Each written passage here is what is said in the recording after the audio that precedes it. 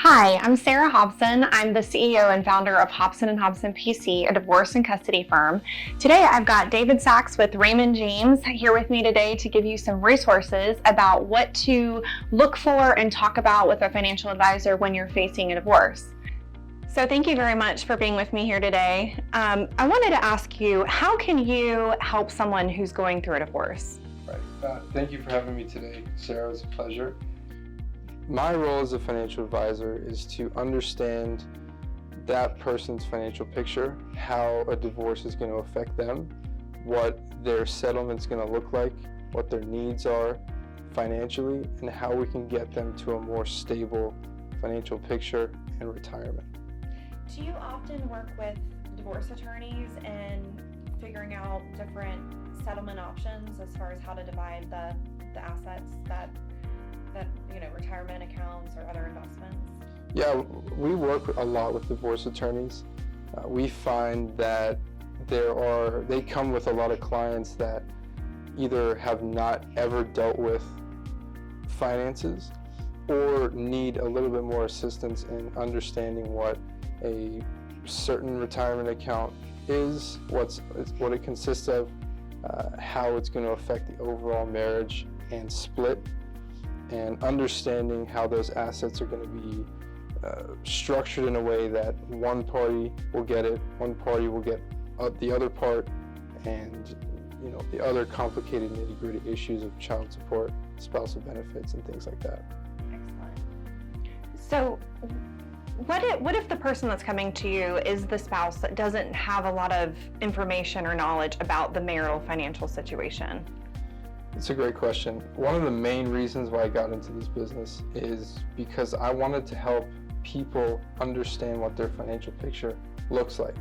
A lot of the time when we deal with people in divorces, most of the time the people that come in have no idea, and they've never dealt with finances before in their life.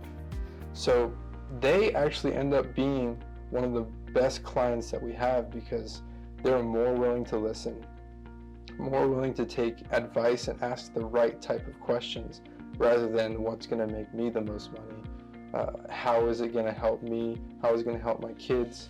What are the type of things that I need to do to make sure that my financial picture is as clear as possible, rather than a spouse who knows everything and has done it before, has their own advisor, and is more concerned with the superficial side of investing, where you want to go and find the next hot thing. Mm-hmm. We want to look at a holistic financial picture. Excellent. And what information, if they know a divorce is going to be coming down the road and they have a suspicion that their spouse is not going to be forthcoming with information, in that little window that they have, what type of information should they be gathering? They should be gathering any documentable information, pictures, PDFs, videos, statements, paper or on the internet. Anything that you can show account numbers, account values, holdings, anything that shows some sort of tangible evidence that, hey, my spouse has this, that is going to be key in understanding what the assets are. How does it work when two people who are married have been using the same financial advisor throughout their marriage? Why would you recommend that they not continue to use that same financial advisor during the divorce? A lot of the times we find a spouse has some sort of external connection with their advisor, so it's their golfing buddy or one of their friends.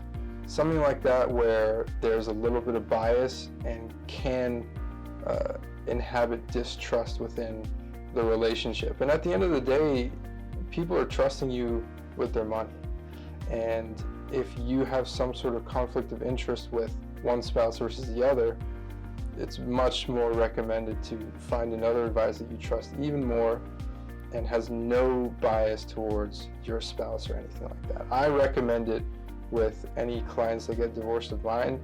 I don't want a client to be coming to me and yelling at me and saying, hey, tell Johnny to come and give me more money. It puts me in the middle of a situation that doesn't really affect me. I just want to make sure that they have everything that they need without any sort of conflict of interest. That's right. So tell me, what do you find are the common pain points, when you have people coming in who are facing a divorce, going through a divorce? What are they typically afraid of or concerned about? A lot of the main things that they're concerned about is just the financial burden that they think that they're bringing on.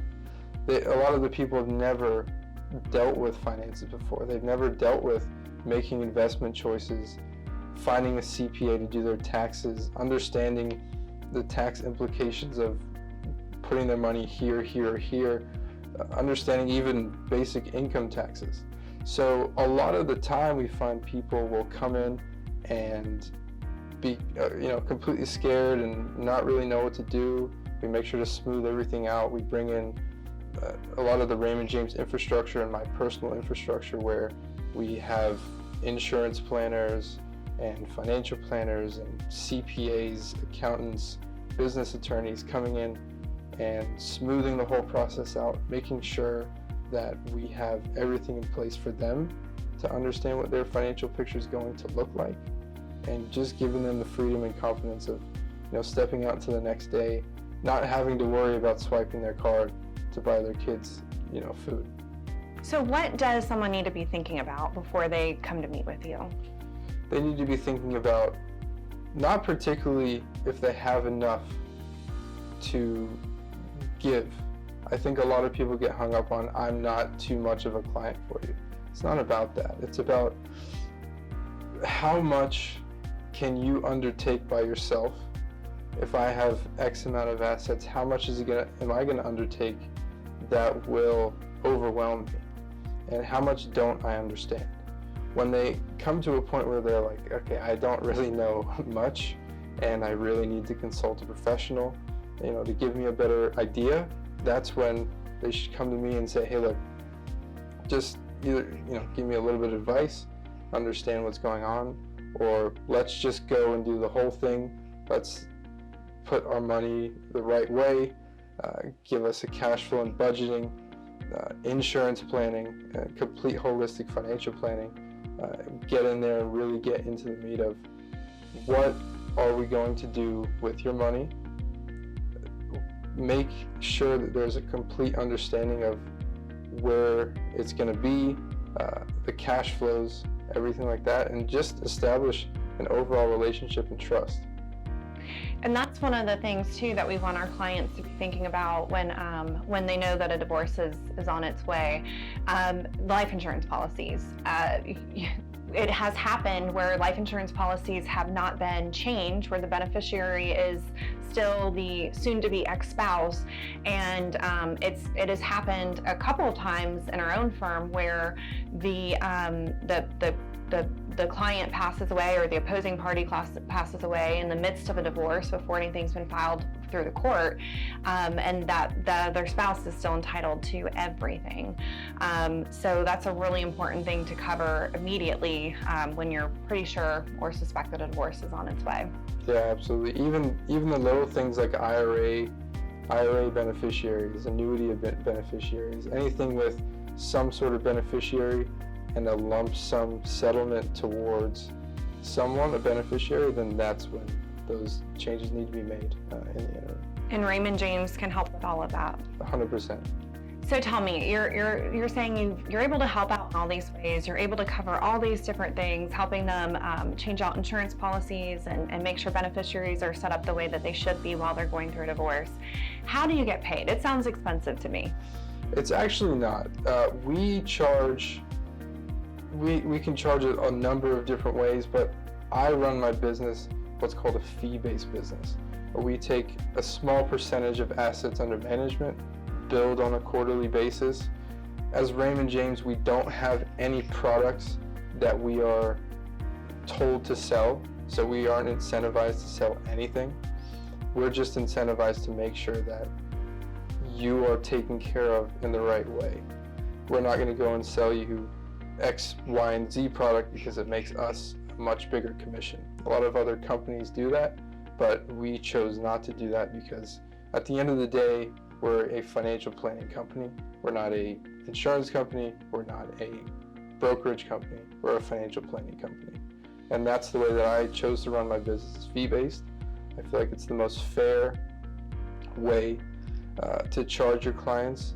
That covers everything in the Raymond James infrastructure. Our research, our insurance planning team, our financial planning team, everything in that fee comes with our services. So it's a deal. It's a deal at the end of the day. So, David, how can our viewers or our listeners get in contact with you? The easiest way to get in contact with me is either email or phone. So my email is david.saxe@raymondjames.com, and my telephone number, my office number, 770-673-2151. Just give me a call. I'd be glad to give you unsolicited advice. Just give me a holler. I'd love to speak with you. Thank you very much for coming on here with me today. You've given a lot of really useful information to our viewers and listeners, and really thank you very much. Yeah, thank you for hosting me. It's a pleasure. I love being in partnership with you. It was a pleasure. Thank you. Thank you.